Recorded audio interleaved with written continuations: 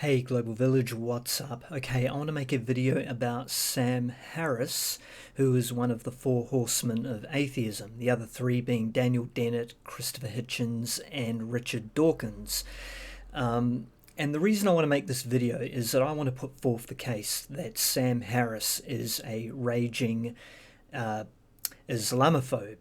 And so, perhaps quite ironically, I have selected one of his videos where he debates that the term Islamophobia shouldn't exist and needs to be scrubbed from the English lexicon.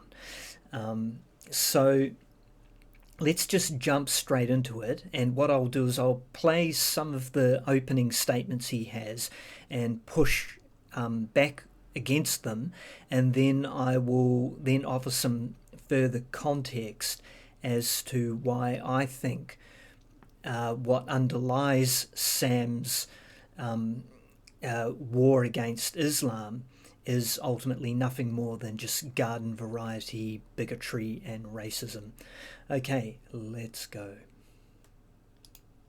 What is Islamophobia? Someone once said it's a word invented by fascists and used by cowards to manipulate morons.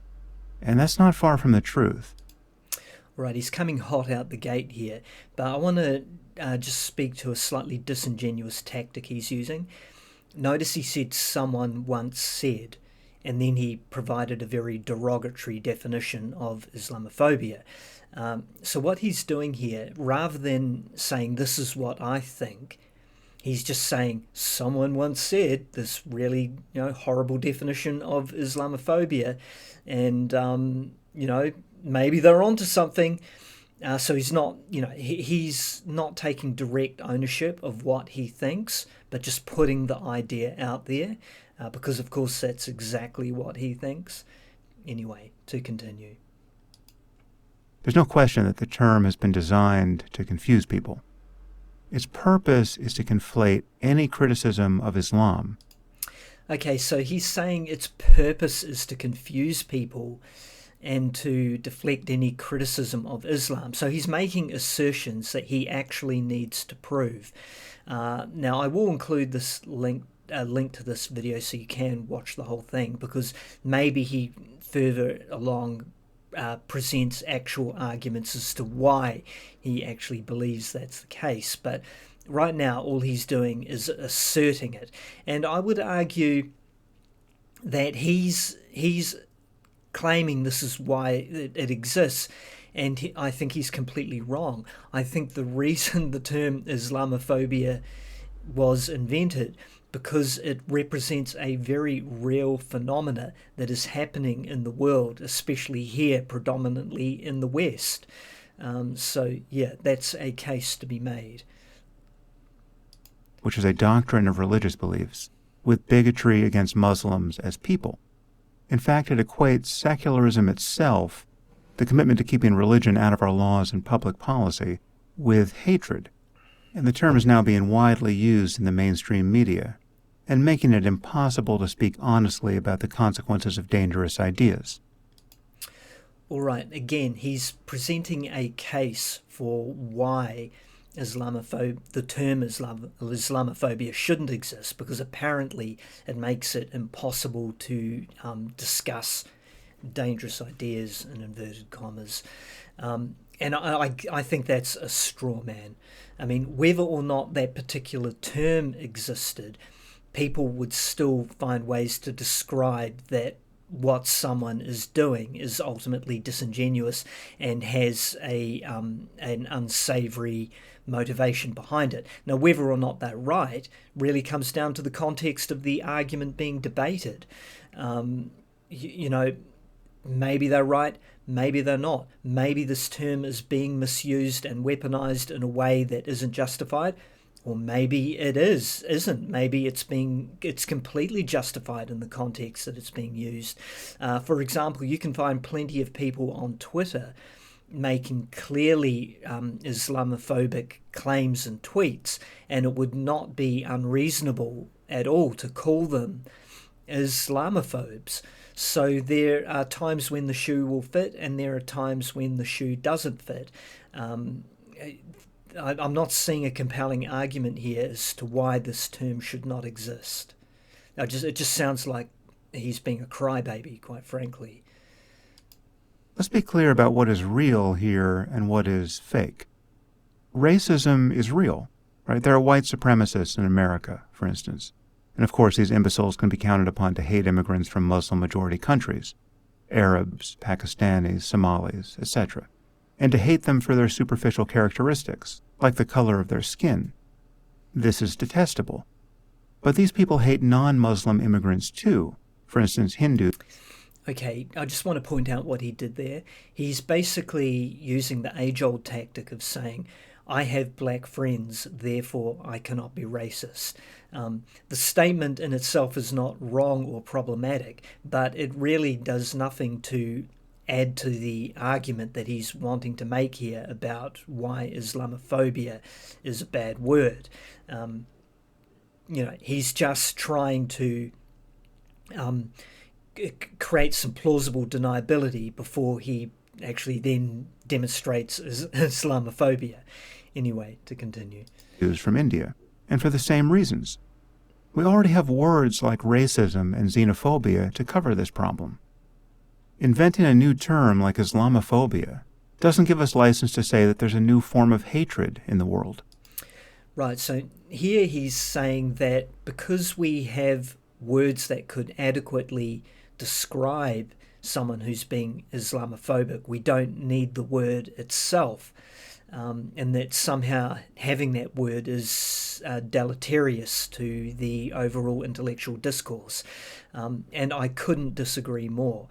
The English language is full of words that are similar in meaning, but some take on a more specific definition.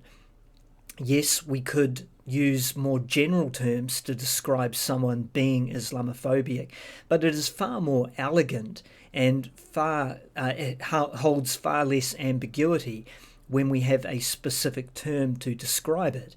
And again, because I think this word can absolutely be justifiably described in given situations and circumstances, it has a very real reason and justification for existing. So, yeah, this is nonsense. There is no race of Muslims. Islam is a system of ideas subscribed to by people of every race and ethnicity. It's just like Christianity in that regard. Christianity and Islam are both aggressively missionary faiths, and they win converts from everywhere.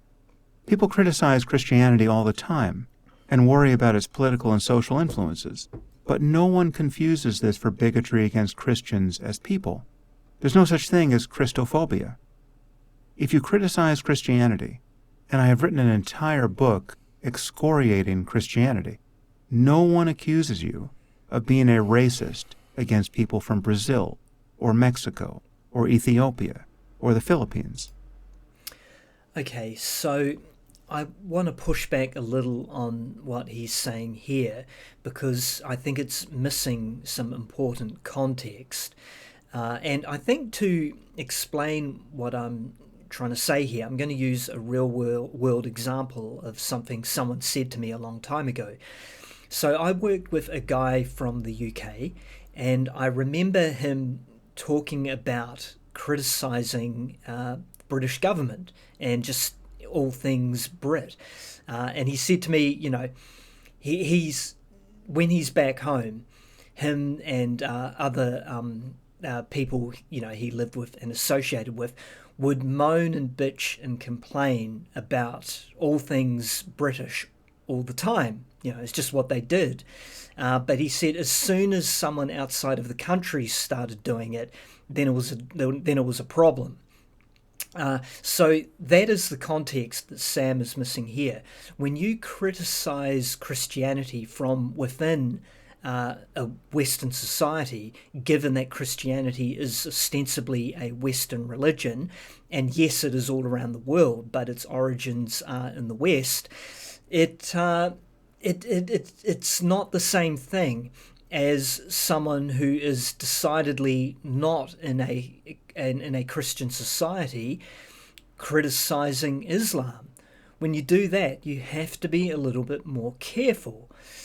So, yeah, he's missing some important context there. And speaking of context, I think I'll close this out by pointing out that this video was made about a year ago, and that just so happened to be while the genocide in Gaza was in full effect. So I put it to you that it is quite interesting in a morbid sort of way that he is continuing to go full tilt on his anti-Islam rhetoric right while there is a genocide happening to the Palestinian people, who happen to be predominantly Muslim in nature.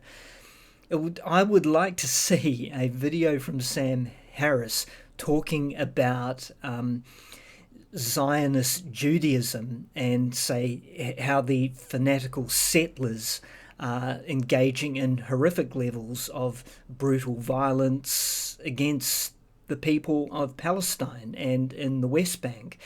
It would seem to go a little bit against his overarching rhetoric, which has always been that Islam is the religion of choice when you're talking about mobilizing violence. So, he's not going to do that because it goes against his own narrative.